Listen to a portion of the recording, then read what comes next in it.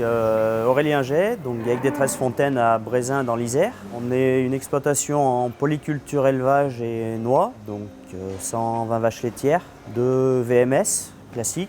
Dernièrement, on a investi dans tout ce qui est le système cocooling et ventilation. Les fortes chaleurs, on est descendu à 22 litres de lait.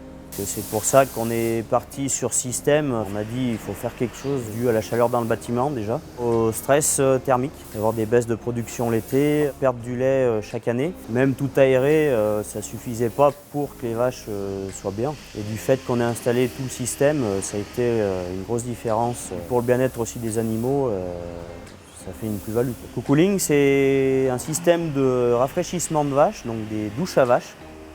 Donc c'est des bus qui pulvérisent en fait de l'eau, c'est pas de la brumisation, c'est vraiment des asperceurs.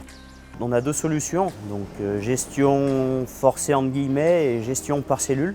Donc nous on a choisi le système économique entre guillemets car c'est les vaches qui viennent à la demande. Donc on a 2 zones sur l'alimentation. Donc la vache se présente, ça coupe un faisceau et ce faisceau coupé met en route le système d'arrosage et la ventilation. C'est vraiment autonome, c'est à la demande. C'est tout paramétré avec des valeurs.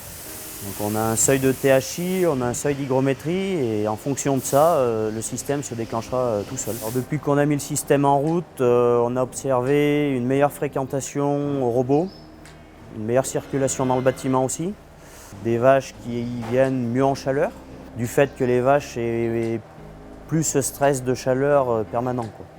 Le constat, c'est qu'avant l'investissement, on tournait à 25 litres de lait et aujourd'hui, on est remonté à 30 litres facile, quoi. On a observé aussi des vaches qui allaient moins aux abreuvoirs du fait qu'elles savent qu'elles sont arrosées.